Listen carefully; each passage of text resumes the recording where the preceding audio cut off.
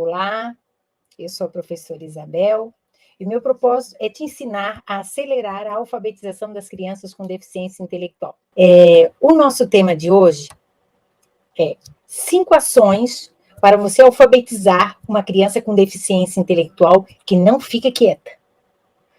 Olha, é um grande desafio, não é mesmo? Nós, professoras, eu fui alfabetizadora, então, quando tem aquela criança que está ali, não para, fica o tempo todo perguntando, se levantando da carteira, conversando com os amigos. Então, essa criança, de uma certa forma, ela precisa de um atendimento um pouco mais direcionado, não é mesmo?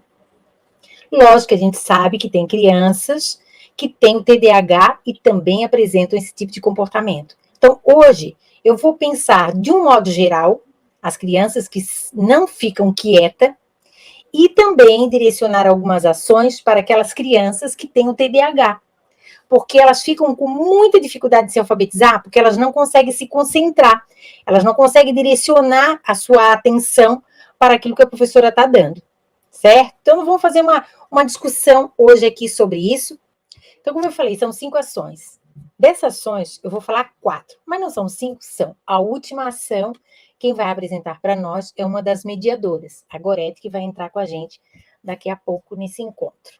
Então, a primeira ação é o seguinte: muitas das crianças com deficiência intelectual, elas também têm TDAH.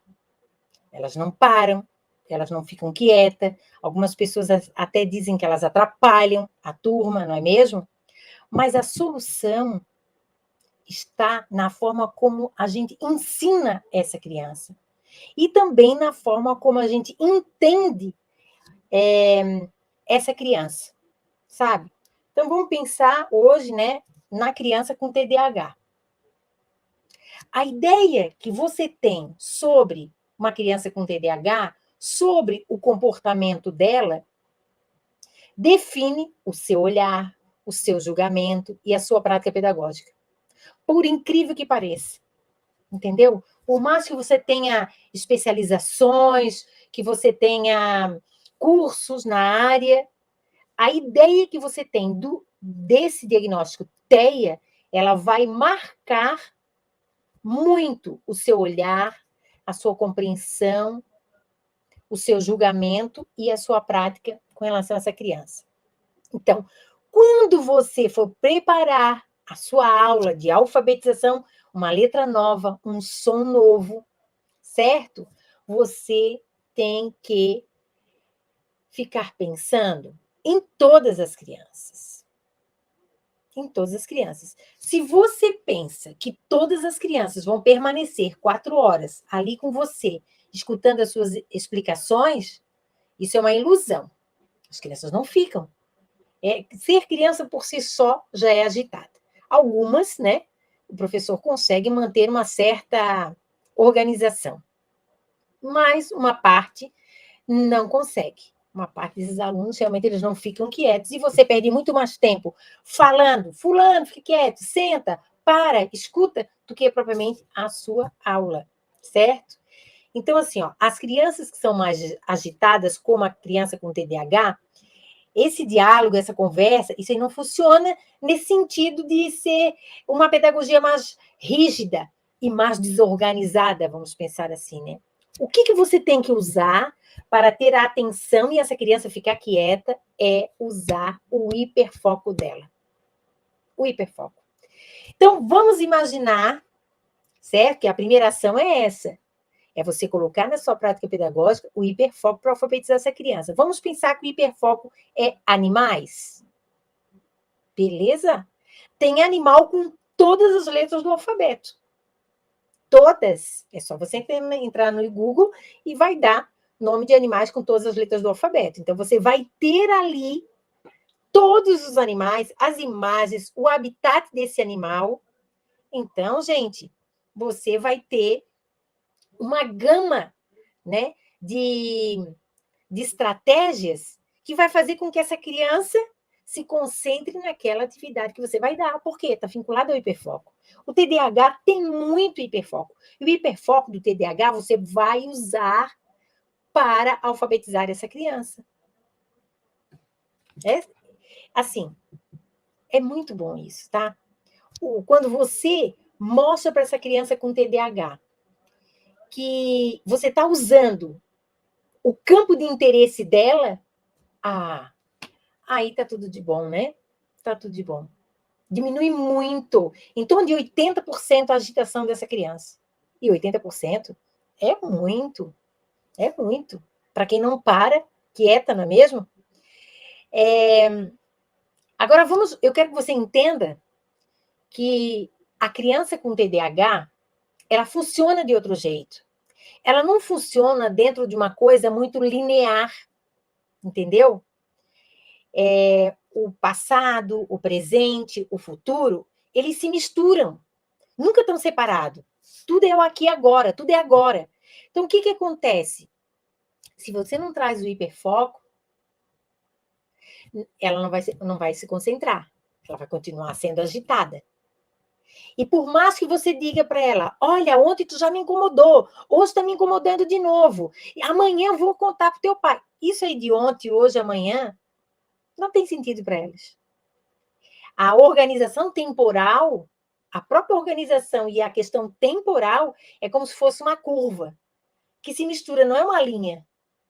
Não tem uma regularização, algo que padronize, sabe? Na mente dessa criança. Então, se você for fazer algo que não é do interesse dele, vai ficar complicado. Então, diante desse cenário, que a forma como o pensamento e a ação de uma criança com TEA, mais agitada, funciona, aí, diante desse cenário, você tem que alfabetizar essa criança usando essa estratégia do hiperfoco e usando a mediação de regulação do comportamento. Porque, por mais que ela seja desorganizada em presente, passado e futuro, ações, né? Ela tem que se autorregular. Não é você regular ela, é autorregulação. Então, você tem que ensinar ela a se autorregular. Essas crianças com TDAH, por exemplo, elas não conseguem, num primeiro momento, ter uma percepção clara sobre o que você está explicando, sobre a tarefa que tem que ser feita. Geralmente, as tarefas de uma criança neurotípica, por exemplo, tem um começo, que ela escuta a tua explicação, tem um meio, que ela pensa como é que vai resolver, e tem um fim, quando ela mostra a atividade feita. Então, tem começo, meio e fim. As crianças mais agitadas, com TDAH, por exemplo, elas não sabem nem por onde começar a tarefa. Elas nem entenderam. Então, dentro dessa estratégia de usar o hiperfoco, você também tem que organizar essa estratégia. Organizar, certo?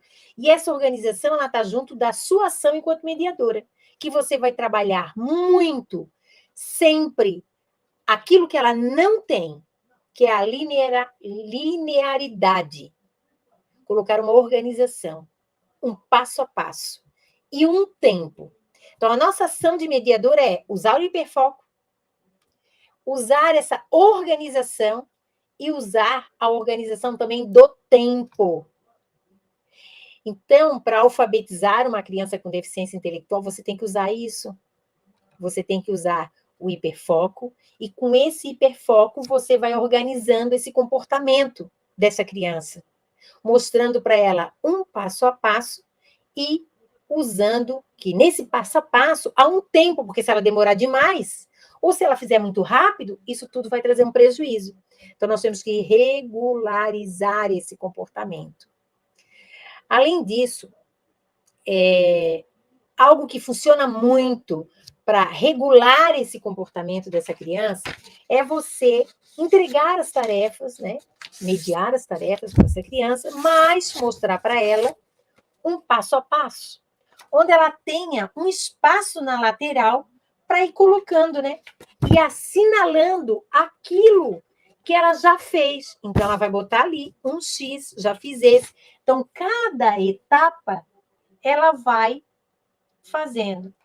Isabel, eu já não tenho tempo para fazer nada. Ainda vou ter que fazer isso? Vai. Se você quer ter uma aula mais organizada, mas a minha aula é toda organizada. Mas não da forma que a criança mais agitada necessita dessa organização. Você faz uma organização mais genérica. E aqui você está trabalhando com inclusão, então você tem que atingir a todos os seus alunos. Isso aqui não é difícil, porque você pode botar vários formulários padrões, certo? E ali só entregar para ele. Então você vai seguir. Aqui eu botei, ó, leia a tarefa, né? Circule a palavra principal. Está chamando a atenção. Tire suas dúvidas com a professora, ou seja, circulei, não entendi, tem que tirar minha dúvida com a professora. Depois, eu vou tentar fazer. Depois, eu vou mostrar para a professora. Então, aqui tem um passo a passo. Você entende? Então, eu posso pegar a parte da alfabetização, também colocar assim. Primeiro, nós vamos escutar o som da letra. Depois, nós vamos buscar a boquinha correspondente. Depois, nós vamos juntar algumas bocas para fazer palavras. E depois, nós vamos buscar as letras correspondentes. Pronto. Então, se a criança tem um passo a passo, e esse passo a passo não serve só para a alfabetização ou qualquer tarefa escolar, para matemática também, para fazer continha. Qual é o passo a passo de fazer uma continha? Então, quando ela tem um passo a passo, ela regula o comportamento. O passo a passo não gera necessidade, mas o passo a passo está trabalhando o quê? Um tempo, está trabalhando uma linearidade, e está regulando o comportamento. Então, a primeira ação é essa, usar o hiperfoco e regular o comportamento da criança com os formulários, com o passo a passo. Eu falei que ia dizer hoje na live 5 ações. Então, eu já disse a primeira. A segunda ação que eu tenho que tomar diante do desafio de alfabetizar uma criança muito agitada ou mesmo com TDAH. Uma ação que você pode tomar diante dessa criança é usar sempre os 4 R's das consequências lógicas. Porque a nossa tendência é, fica quieto, para, não incomoda, sai daí. Não é isso? Você já escutou uma colega fazendo isso? Para, guri, não incomoda, vou chamar teu pai, vou chamar a professora, vou te levar... Então, isso é só desgaste. É só desgaste, não te leva a nada. Chega no final do dia, professora, você está esgotada, você está com dor de cabeça, não pode nem escutar o barulhinho de ninguém. Então, não dá certo. Tá? Agora, os 4 R's das consequências lógicas regulam o comportamento da criança de uma forma mais positiva, de uma forma mais efetiva. Essa estratégia é para você regular o comportamento dessa criança, os comportamentos indesejados, e não usar a punição, a ameaça, não dá. Né? Então, o primeiro R é o R que a gente chama da consequência relacionada. Isso significa que essa consequência tem que estar relacionada ao comportamento. Ela não fez a tarefa. Então, essa consequência diz respeito a fazer a tarefa, certo? E não uma punição. Vai ficar sem educação física? Não vale, tá? Então, assim, ó, se é uma criança muito agitada, não adianta você brigar, ameaçar, botar ela para sentar, não dá. No lugar disso, você vai falar coisas do tipo, olha, como eu posso te ajudar a fazer essa tarefa? Porque ela não fez. Você imagina que essa criança está agitada, de tanta ansiedade, de tanta coisa que está passando na cabeça dela naquele momento. Então, ela precisa de ajuda. A agitação dela é um pedido de ajuda. Você já pensou nisso? Então, você vai se aproximar dessa criança e vai perguntar para ela, como é que eu posso te ajudar nessa tarefa? Você usou o formulário que eu te dei para ver se toda a tarefa está feita? Olha, esse formulário vai ajudar você a fazer bem rápido a tarefa. Então, viu? A criança não fez a tarefa, eu não ameacei ela em nada, eu não dei castigo, eu não puni, eu fui ajudar. Então, essa é uma ação. Só que são 4 R's. O próximo R, o segundo R, é a consequência respeitosa. Por quê? Se eu vou fazer uma intervenção, eu tenho que fazer uma intervenção respeitosa. E muitas dessas nossas crianças já não dá mais. Você já está, parece uma panela de pressão que vai explodir. Então, emocionalmente, às vezes, você fica endoidecida e começa a falar, vai sentar, eu já te falei 1000 vezes, chega de perturbar todo mundo, incomodar todo mundo. Só que isso você está fazendo de forma pública, né? Para todos os colegas. Então, isso não é nada respeitoso. Nesse momento de desespero, né? Você tem que respirar, tentar sair da sala um minutinho, tomar uma água, pedir ajuda para alguém da secretaria, ou usar o segundo R, o R respeitoso, que é se abaixar na altura da criança, explicar para ela a importância dela fazer a tarefa e também ela ficar sentada. Isso é diferente. Isso não é uma postura autoritária, mandona, né? Mesmo nessa segunda ação que eu estou explicando para vocês, que era dividida em 4 etapas, então tem o primeiro R, o segundo R, agora é o terceiro R, que é razoável. Você tem que pensar se aquilo que você está explicando, aquilo que você está pedindo para aquela criança é razoável. O que é isso? É que corresponde à idade dessa criança. Será que ela tem condições realmente de compreender o seu pedido, a sua ação? Se for uma criança muito pequena, ela vai ter dificuldade de ficar muito tempo parada. E se ela for maior, né? Aí você pode colocar até um cronômetro. Um cronômetro. Olha, nós temos meia hora para fazer a tarefa, né? E você até agora não fez nada. Então, vamos tentar se concentrar e fazer a tarefa. E o quarto R é da consequência revelada. É aquela que já é revelada, você já falou. Olha, pessoal, hoje não vamos ter meia hora para fazer as tarefas. Quem não fizer não vai conseguir sair daqui da sala. Esse é o acordo. O acordo foi revelado. Ela já sabia. Vai ter que ficar um pouco mais fazendo com a prof. Um pouco mais de tempo. Então, são os combinados. Entendeu? Então, você tem, nessa segunda ação, mediar esses 4 R's, para ter clareza, né, que as suas ações não vão ser ações punitivas, agressivas com essa criança. E outra coisa, né, você está dando para ela um modelo de comportamento que ela vai imitar. Não se esqueçam dos neurônios de espelho. Você está regulando o comportamento dela pelas consequências dos atos que ela cometeu, mas você está dando para ela um modelo de consciência, um modelo de tranquilidade, né? Então, é diferente. Então, hoje, eu já falei para vocês 2 ações. 2 ações. A primeira, usar o hiperfoco para regular o comportamento dessa criança. E o segundo, para regular o comportamento dessa criança, essa agitação, você vai usar os 4 R's das consequências lógicas. Beleza. Agora, nós vamos pensar um pouco mais. Qual seria uma ação mais efetiva, Isabel? Mais efetiva? Olha, a terceira ação é você mudar a sua prática pedagógica. Sabe? Porque a mediação, ela tem que fazer parte da tua prática pedagógica. Porque você não está ali diante da criança despejando coisas. Você, com a mediação, você vai ensinar essa criança a pensar sobre as coisas, sobre o seu comportamento, sobre o seu pensamento, sobre a sua ação. E quando a gente faz a mediação, algo bem legal, que a gente chama de o diálogo interno. A criança começa a pensar ela mesma sobre as coisas que ela faz. E automaticamente ela já se regula.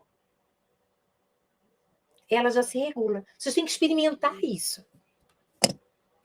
Né? Então, eu até brinco, né? Meu filho tinha TDAH, né?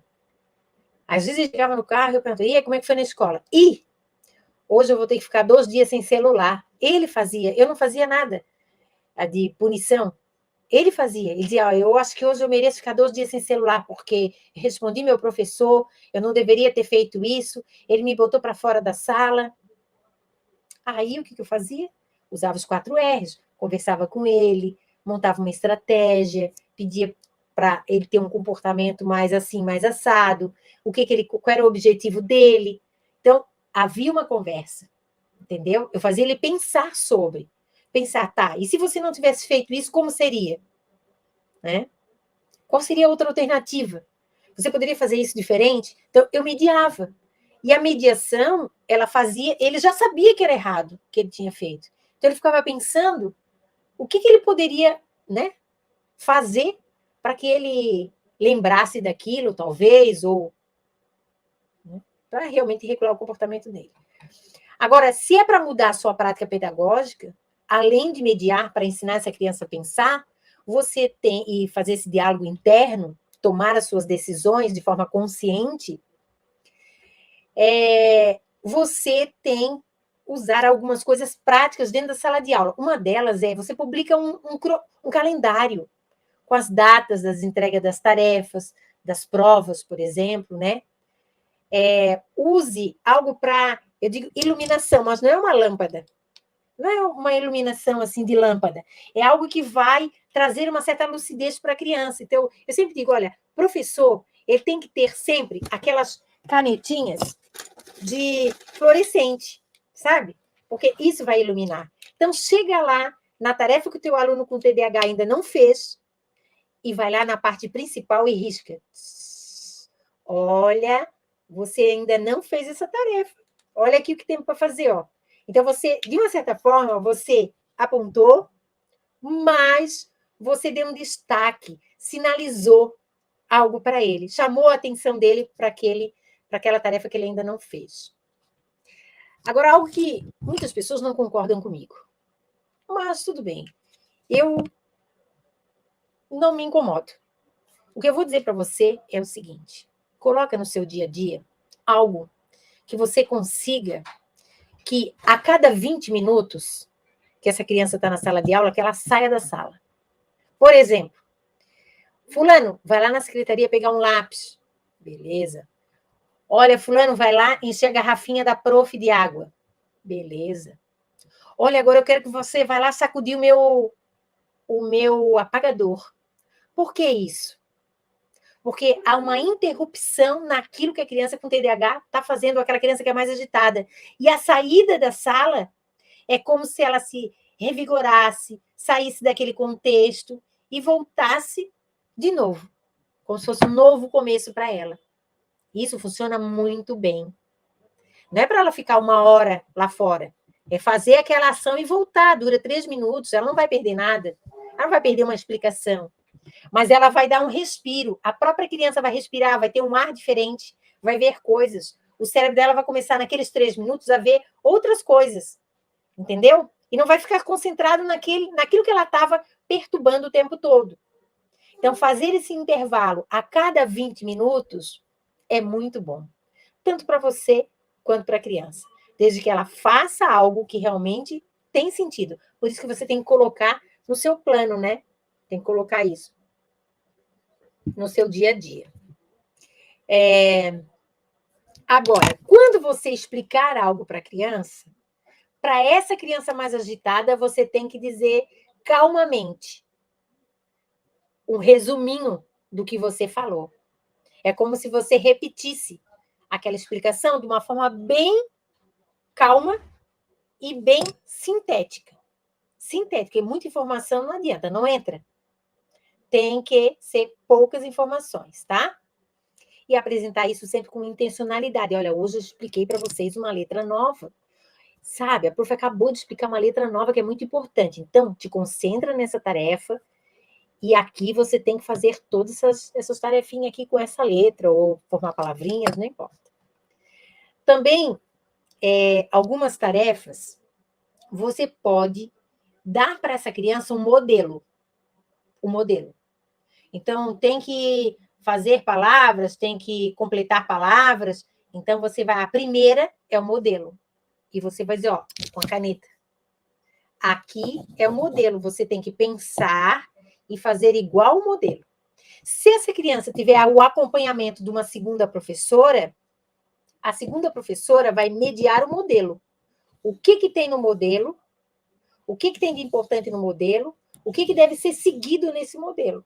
Para a criança poder reproduzir aquela tarefa até o fim, tendo um êxito, né? Tendo um sucesso. Outra coisa que eu recomendo também é que você tenha 2 cadernos, um para a criança usar na sala e outro para usar em casa, com as tarefas de casa. Não dá para misturar tudo, porque senão daqui a pouco a criança já não sabe mais o que é, onde é, por que é, e aí vai ficar mais complicado para você. Eu faço isso, né? Na escola. E os professores também. Então, na minha escola a gente tem um aplicativo. Se você não tem um aplicativo, mas se a escola tem o número de celular daquela família, todo dia você pode mandar alguma coisa para aquela família. para alcançar o comprometimento dessa família. Não se queixar, entendeu? Mas falar alguma coisa que seja realmente importante. Olha, precisamos da sua ajuda para isso. Olha, o seu filho tem deveres, para engajar essa família, porque a criança está na escola, mas ela não está na escola sozinha. Ela tem que ter o engajamento da família, tá? Faça com que a criança se sinta à vontade para ela pedir ajuda. Isso é muito importante. E se você for agressiva, ela não vai nunca pedir a sua ajuda. Agora, se você for com calma, tá lá, olhar no olho dela, sinalizar as coisas para ela que ela tem que fazer, ela vai melhorar. E o importante é que você faça sempre uma tarefa de cada vez. Só com essas coisinhas aqui, você já vai mudar a sua prática pedagógica. Já vai ser outra, você não vai ser a mesma. Isso vai ser bom para você, vai trazer uma tranquilidade para você que é professora e também uma tranquilidade para essa criança. Que imagine que quanto mais você fica agitada, mais ela vai ficar agitada também por causa dos neurônios de espelho que vão copiar você. Tá bom? Agora, eu quero apresentar a quarta ação. Como fazer as avaliações, as provas, né? Com essa criança mais agitada. Ah, tudo bem. Olha, nós estamos falando aqui de alfabetização, mas quem está no primeiro ano também faz avaliação de como é que está o processo da alfabetização, não é mesmo? Faz atividades avaliativas, né? Pode ser que não tenha o nome de prova. Então, como é que você tem que elaborar essa avaliação para essa criança que é mais agitada ou que tem TDAH? Você deve usar um vocabulário mais simples, certo? Poucas palavras, vai direto ao assunto. Destaque as palavras-chave, ou pode botar um negrito, né, que é a letrinha mais cheia. Estimule essa criança a destacar, sublinhar aquelas informações que são mais importantes. Você deve evitar atividades muito longas. Se tiver uma coisa muito longa, um texto muito grande que ele tem que interpretar, você separa por parágrafos. Em vez de dar um texto inteiro para um aluno TDAH no quarto ano, divide esse texto em partes menores e faz a interpretação de cada parte. Então, tem que ter essa divisão. E tentar, né, reduzir também, porque às vezes a criança ela se vê tão perdida diante de uma avaliação que ela já não quer mais nem fazer. Então, você também tem que diminuir esse sentimento, né, de que ela não é competente. Daí você tem que fazer a mediação do sentimento de competência, ela tem que se sentir competente. E você deve mesclar sempre, né, atividades um pouquinho mais complexas e atividades um pouquinho mais simples. Mesclar, vamos pensar que numa prova tem 5 questões. Coloca 3 fáceis e 2 mais difíceis, vamos pensar. Mas se são 5 questões, você deve fazer cada questão numa folha separada. Ou na metade de uma folha, mas só entrega a metade. Não entrega a folha inteira. Então, se aqui eu tenho 2 tarefas, uma em cima e embaixo, eu recorto. E vou apresentar só uma e depois vou apresentar outra. Por quê? Porque como a criança com TDAH, ela não pensa de forma linear, ela não consegue pensar de forma linear, é tudo curvilínea, que a gente chama, tá tudo meio misturado, ela vai fazer um pouco do primeiro, um pouco do segundo, um pouco do terceiro, um pouco da quarta questão, e no final não vai fazer nada, não vai acertar nada.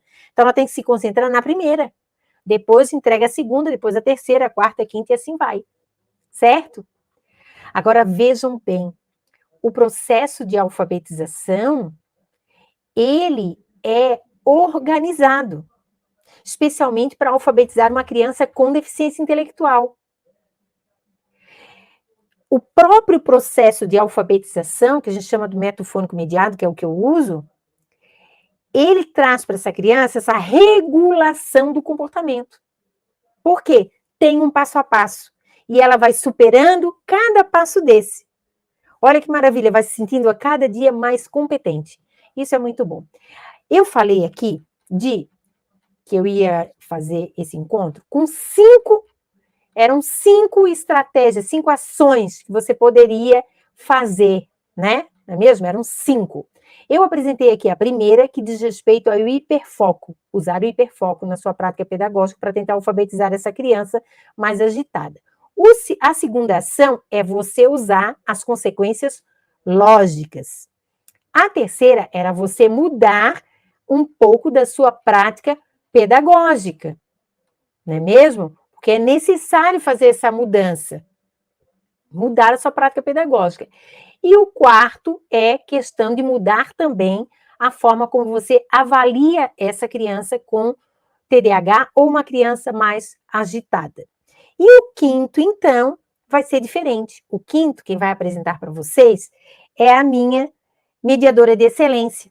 Você tem que ver o que essa mediadora de excelência fez com o critério de mediação de regulação do comportamento. Olá, Oi, Gorete! Que bom te ver! também boa noite. Já aproveita e te apresenta aí para o pessoal. Olá, boa noite. Meu nome é Gorete, sou professora mediadora, aluna da professora Isabel, e estou aqui, assim, encantada, né? Porque eu estava aqui assistindo você falando, eu fui fazendo transcendência, né? Fui imaginando, falei, gente, isso na minha sala, eu posso fazer isso. E para mim é sempre um presente eu estar aqui compartilhando de algo assim que eu aprendi com você e estou colocando em prática e estou tendo resultados magníficos. Então, Gorete, hoje eu falei que eu ia apresentar 5 estratégias. Na verdade, eu apresentei 4, porque eu acho que a sua é uma cereja do bolo. É a coisa maravilhosa que eu vi, né?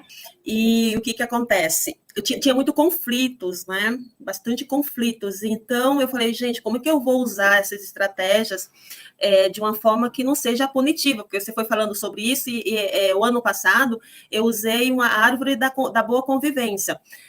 Né? Deu super certo também. Mas eu falei assim, com essa turma eu preciso de algo mais palpável, né? Porque eles se desregulavam com muita facilidade. Eu precisava o tempo todo estar acolhendo, fazendo esse trabalho de acolhimento, de fazer a mediação, de trazer eles de volta.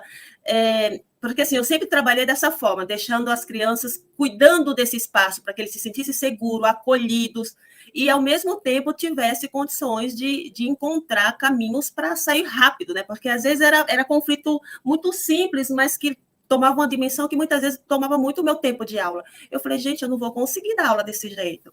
Preciso encontrar outras estratégias, né?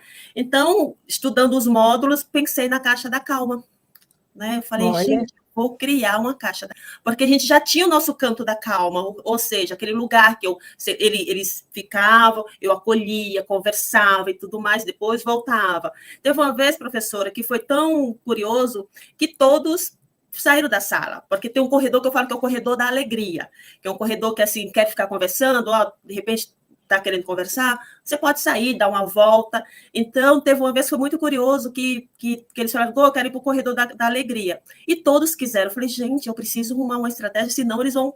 eles são muito rápidos, né? Criança, eles são muito rápidos. Então, muitas vezes a gente cria uma estratégia e essa estratégia vai contra você, porque o corredor da alegria era uma das estratégias também que eu uso, mas ela não estava sendo muito a meu favor, porque muitas vezes eles aproveitavam disso.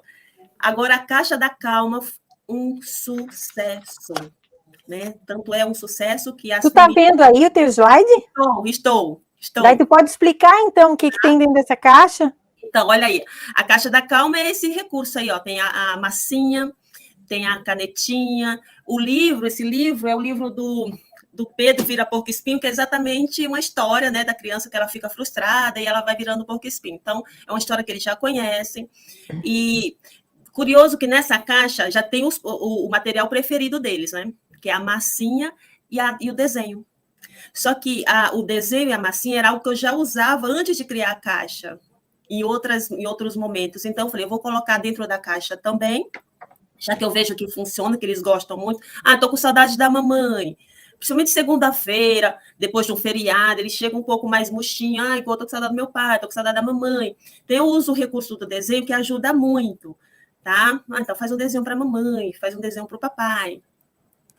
Pode passar, Fábio. Pode passar. Então, aí foi como surgiu, né? Porque eu trabalho com criança de 5 anos, uma turma assim bem desafiante, porque todos eles têm um temperamento bem forte, bem marcante, disputa muito a atenção, são crianças que querem estar sempre muito eles são muito competitivos, então a turma assim que tem esses desafios, a gente precisa encontrar as estratégias que funcionem. Então, o critério, né, de mediação, para mim, foi algo assim que me ajuda demais, demais, e a rapidez que eles conseguem, porque a caixa não é que a caixa foi apresentada para eles, né, eles puderam manusear o material exatamente para eles conhecerem. No primeiro momento, foi muito engraçado que todo momento eles pediam para ir para a caixa, criavam uma historinha, estou com saudade, porque eu expliquei, né, eu fiz, eu clareei para eles o que era essa caixa, como que ia acontecer. Então, eles muitas vezes, eu estou com saudade, quero ficar na caixa. Eu falei, eu preciso encontrar outra estratégia, senão a caixa vai ser sempre, estou com saudade, vou para a caixa. Né? Mas no primeiro momento eu imaginei que isso ia acontecer, porque era novidade, né? Por mais que eu apresentei tudo, que eles manusearam, eles têm essa curiosidade. E eu permiti. Hoje não, a caixa fica na altura que eles conseguem pegar. Então, assim, viu que já está, vai lá pegar a caixa. Se ficou chateado com alguma coisa, ele vai lá pegar a caixa. Algumas vezes, eu acompanho, pergunto se ele precisa de ajuda, mas normalmente não. A caixa está sendo suficiente. Né? Isso, para mim, é muito curioso, porque normalmente uma criança de 5 anos, eu acho, eles precisam muito ainda da nossa mediação, ali da nossa presença. E quando eu vejo isso, eu falo, poxa, o resultado é a minha mediação no dia a dia, entendeu? Para a caixa, realmente, assim, o ápice. Eles estão num momento bem desregulado, eles vão lá para a caixa. E é em várias situações. Momentos, assim, de talvez... Já aconteceu da criança chorar mesmo, e ela ir lá para a caixa, e eu vendo o resultado rápido, né, da criança ficar ali, mexendo na massinha, pegando a folha, tendo essa autonomia, desenhando, em seguida... E qual foi o resultado disso? Não, resultado... A intencionalidade, isso é bom de falar, né? Intencionalidade. Promover esse ambiente realmente afetuoso, acolhedor, porque a sala de aula é um ambiente que precisa ser acolhido, precisa ter afeto, exatamente para acontecer esse aprendizado, né? E essa turminha, só para, né, para dizer, é uma turminha que está a maioria já lendo, criança de 5 anos, que aí eu entro com o método fônico, né, mediado. Então, é uma turminha assim, que elas estão muito bem em termos de alfabetização, dessa pré-alfabetização. Então, eu só falo assim, que essa formação, conhecer os critérios de mediação, os 4 faz parte do meu dia a dia. Os 4 critérios de mediação: intencionalidade, reciprocidade, transcendência e significado. E sentimento de competência. Eu uso diariamente. Né? Seja no momento de uma atividade que talvez seja um desafio para eles. Então, e eu vejo realmente o resultado positivo. É algo assim que eu falo, gente, só quem pratica, às vezes eu brinco, falo, gente, se eu não estivesse vendo os resultados, eu ia falar, não é possível, porque é muito rápido. Né? Quando você faz, você segue certinho, você anota tudo, você sabe quais são as perguntas que você vai fazer. Eu acho muito engraçado quando você fala assim, gente, não é qualquer pergunta, você não vai sair metralhando a criança de pergunta, né? Não, você tem que ter uma intencionalidade, você tem que saber o que você quer. Foi a mesma coisa desse material, dessa caixa. Eu tenho uma intencionalidade com ela, foi montada, foi criada para aquele grupo de crianças, né? Porque, claro que, como eu até coloquei, o material foi escolhido a partir do interesse deles. Então, todos os materiais que estão aqui, as crianças já tinham demonstrado interesse. Então, por esse motivo, eu achei importante colocá-lo. E eu preparei esse material, professor, vou até aproveitar, que é um material que eu quero trabalhar com ele, entendeu? Assim, para as minhas colegas, para estar dando... para fazer treinamento mesmo, porque eu sei que essa questão de regulação de comportamento é um desafio para todas as faixas etárias. Tá? Então, olha aí, né, como foi essa atividade, né, a mediação de regulação é uma construção completa de atividade cognitiva, que inclui comportamento mais gentil, capacidade de adiar gratificação, controle de impulsos, afetos, controle de atividade verbal e motor. Então, tudo isso a gente consegue desenvolver dentro da sala de aula. E é isso que eu quero ensinar para as minhas colegas também, porque, às vezes, tem aquele combinado que você cola lá na parede e fica lá eternamente, e não tem muito... Né? Não, você trabalha os combinados, você vê os combinados, que foi um combinado que foi, muitas vezes, impresso da internet e colado. Você pode também usar ele usando também a mediação. Então, eu vou ajudá-la a desenvolver isso, a fazer essas perguntas, a usar o material de forma eficiente, porque não adianta você pegar o material e colar lá na tua parede e não ter funcionalidade. Ter lá só para dizer, não, eu trabalho com combinados. Como que você trabalha esses combinados? Como que são feitos? Como que você faz? Porque precisa fazer. Não é só colar e dizer, não, os combinados estão ali, a criança e você não faz essa mediação. Então, olha, eu vou dizer uma coisa, hein? Tu aprendeu isso tudo comigo. sim. Você falou que mediação, toda a gente pode mediar, e eu fiquei fascinada. Eu estou fascinada. Isso aí. E olha que eu nem terminei todos os módulos, viu? Não terminei todos os módulos, então eu estou assim, realmente fascinada. E eu falo, gente, preparei esse material com muito carinho, realmente para ajudar as minhas colegas, porque eu ouço muito também, né? Eu tenho minhas amigas, a gente vai conversando, e com faixa etária diferente, e é possível. Eu tô querendo assim, preparar, inclusive, um material para criança de 1 a 3 anos, que é a tal das mordidas, e eu posso falar assim, porque eu já trabalhei com essa faixa etária por muitos anos, e mesmo sem saber que eu estava mediando, eu já estava fazendo de forma intuitiva. Hoje eu posso falar de forma agora, né, sabendo como que eu posso fazer. Então, o projeto que eu usava com a minha turminha, que tinha um mínimo de mordidas, agora, com certeza, eu vou poder montar ele de uma forma muito mais criteriosa. E tendo você como minha professora, não tem como dar errado. É isso aí, né? Como tu colocou aqui, o objetivo desse critério é fazer com que a criança seja capaz de gerenciar o seu comportamento. E é exatamente isso que eles fazem quando vão na caixa, né? Porque o que eu mais gostei quando você me relatou da caixa é essa coisa da criança ter uma autonomia. Não estou me sentindo bem, estou chateada, estou nervosa, estou brava. Então, ela se autorregula, sabendo que ela pode ir lá na caixa, pegar um objeto que tem lá, da preferência dela, e fazer uma atividade que vai ser uma atividade rápida, mas uma atividade também prazerosa para ela. Nessa atividade, ela libera emoções, ela pensa sobre o seu comportamento, aprende a reagir, né? Exato. A reagir, pensar antes de reagir. Então, isso é autorregulação do comportamento. Então, a tua caixa, ela autorregula a criança. Mas essa autorregulação ocorreu porque ela já consegue se autorregular, né? Ela consegue se autorregular. Então, ela tem uma válvula de escape, ela vai lá e faz aquela atividade, depois retorna com muita autonomia, com mais calma. Isso é maravilhoso, maravilhoso. E era essa porque, assim, como eu falei, é uma turma, né, de uma personalidade muito marcante, eles são bem competitivos e tudo mais, então, a ideia era eles realmente ter essa autonomia de poder dizer, poxa, eu estou bravo, eu estou chateado, estou nervoso, estou querendo, enfim, estou com saudade, né? Lidar com essas emoções, eles conseguirem, né, que muitas vezes eu trabalho muito com eles para nomear o que eles estão sentindo, né, e mostrar para eles que isso faz parte da gente. Né? Muitas vezes eu brinco com eles, eu falo para eles, olha como tá tudo bagunçado, sério, tudo do lugar, vamos pôr no lugar. Então, eles dão risada, né? Eu converso muito com eles sobre isso, exatamente para cada vez mais eles terem essa autonomia e, claro, tem conflito, tem gente, a gente está falando de crianças, e eu brinco, né? Eu não quero criança robô, pelo amor de Deus. Na hora que eu tiver meus alunos tudo assim, tudo paradinho, eu vou ficar preocupadíssima. Mas a potência que é quando a criança tem condições de buscar recurso por ela mesma, dela perceber, realmente estou chateada, eu vou evitar de talvez bater no meu amigo, talvez empurrar meu amigo, ou, né, a fala um pouco mais ríspida, às vezes está um pouquinho mais ríspida, aí eu pergunto, tá tudo bem? Né? Até para dar um sinal, para dizer, olha, você pode já, né? Você vai ajudando essa criança, ela reconhecer isso e cada vez mais ela vai ter essa autonomia. Isso é bem poderoso. Eu fico muito, muito satisfeita com o resultado que eu tenho com a turma, porque é uma turma, como eu falei, é uma turma com bastante... que é bem marcante, né? Aquelas crianças que é bem... que eu falo, que agita a minha manhã.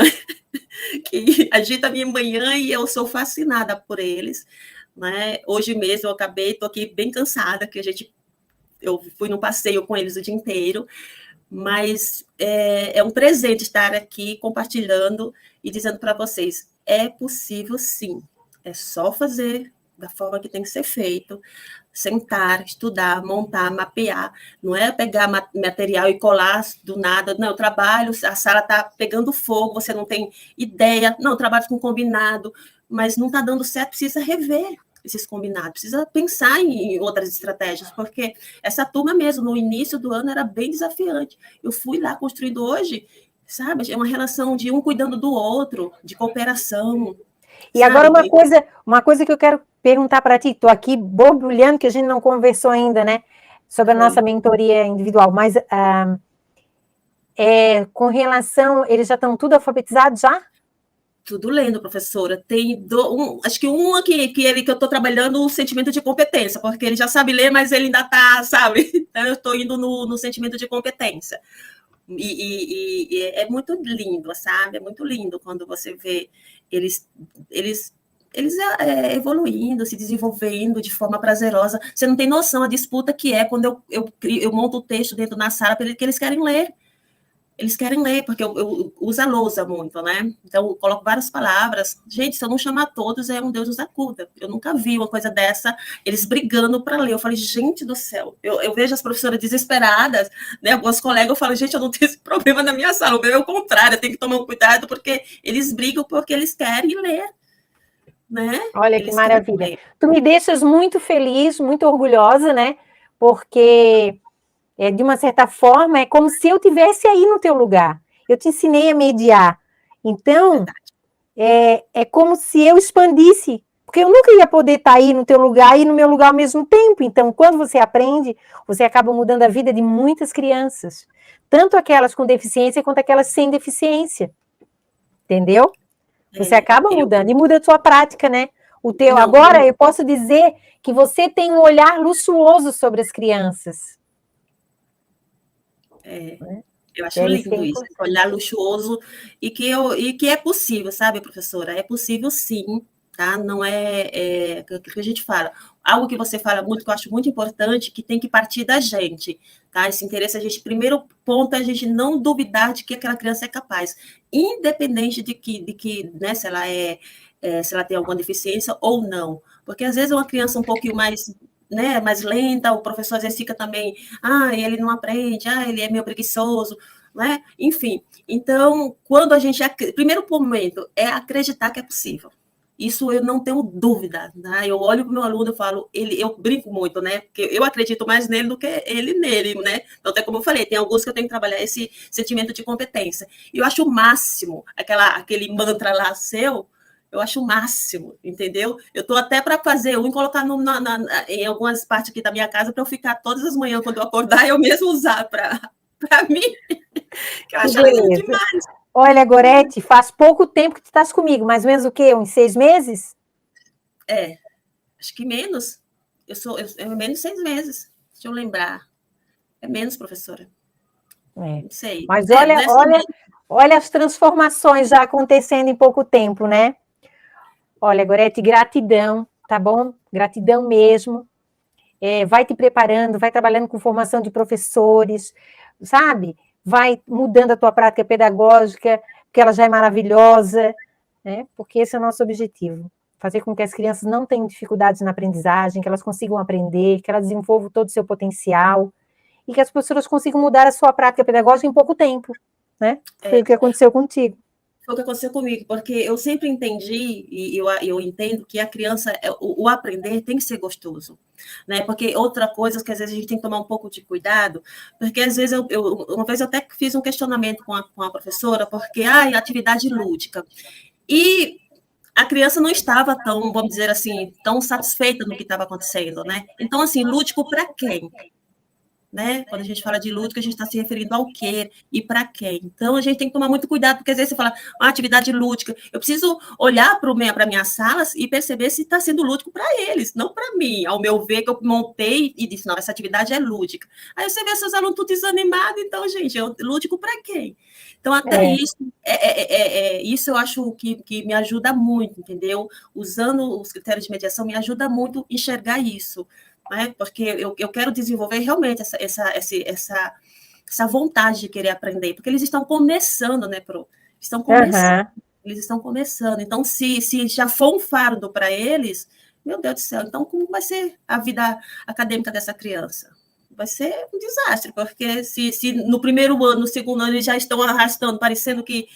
Então, eu fico muito preocupada. O meu desejo é esse também, sabe? De contribuir com isso. Gente, é possível, sabe? Não é, vamos por esse caminho. Vamos desconstruir essas práticas. Olha, daqui a um ano você vai ser uma mediadora de excelência.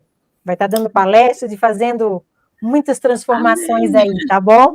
Olha, gratidão. Muito obrigada por você participar aqui da minha live. Muito obrigada mesmo, tá? Um beijo grande, Gorete. Quer falar mais alguma coisa para o povo? Não, só quero dizer assim, se alguém quiser, pode me chamar no direct, se quiser me perguntar alguma coisa sobre, será um prazer de ajudar, tá? E conte comigo também. Tá bom, olha, um beijo. Tchau, gente. Beijo.